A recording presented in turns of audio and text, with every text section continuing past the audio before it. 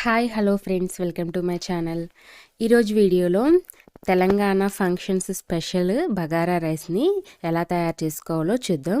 Late చేయకుండా వీడియోలోకి వెళ్ళిపోదాం. బగారా రైస్ చేసుకోవడం కోసం ముందుగా ఒక ప్యాన్ తీసుకొని అందులో ఒక 2 స్పూన్ల వరకు ఆయిల్ వేసుకోవాలి. అలాగే ఒక 1 స్పూను నెయ్యి వేసుకోవాలి.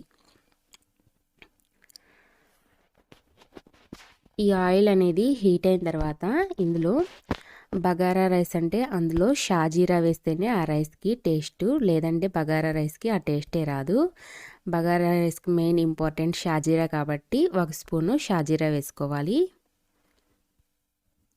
అలాగే ఒక నల్ల యాలుక, 2 పచ్చివి ఉంటాయి కదా యాలకులు, అవి, దాల్చిన చెక్క, లవంగాలు, బిర్యానీ ఆకులు వేసుకొని ఫ్రై చేసుకోవాలి.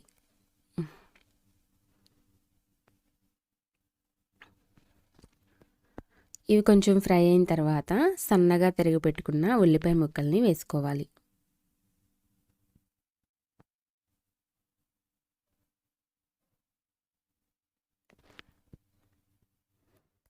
ఉల్లిపాయలు కొంచెం దోరగా వేగిన తర్వాత ఇందులో 1 స్పూను అల్లం వెల్లుల్లి పేస్ట్ వేసుకోవాలి.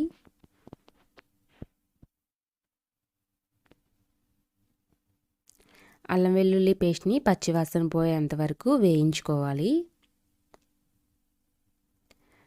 తర్వాత ఇందులో ఒక 4 పచ్చిమిర్చి చీలికలు, అలాగే సన్నగా తరిగి పెట్టుకున్న కొత్తిమీర, పుదీనా ఆకుల్ని వేసుకోవాలి. వీటిని ఒకసారి బాగా కలుపుకోవాలి. ఇలా కలుపుకున్న తర్వాత అరగంట ముందు నానబెట్టిన బాస్మతి రైస్ని ఈ ఆయిల్ మసాలాల్లో వేసి ఒక 10 నిమిషాలు లేదా 5 నిమిషాలు వేయించుకోవాలి.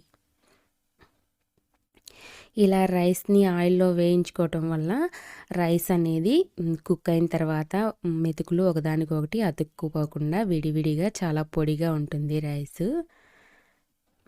ఇలా రైస్ని ఫ్రై చేసిన తర్వాత ఇందులో 1 కప్పు రైస్కి 1.5 కప్పు వాటర్ యాడ్ చేసుకోవాలి. అలాగే లాస్ట్లో రుచికి సరిపడా సాల్ట్ వేసుకొని ఒకసారి బాగా కలుపుకొని మూత పెట్టుకొని లో టు మీడియం ఫ్లేమ్లో అడ్జస్ట్ చేసుకుంటూ కుక్ చేసుకోవాలి. రైస్ అనేది కుక్ అయిన తర్వాత స్టవ్ ఆఫ్ చేసుకొని ఒక 15 నిమిషాల తర్వాత రైస్ని సర్వ్ చేసుకుంటే చాలా బాగుంటుంది. Telangana function style bagara rice ready అయిపోయింది.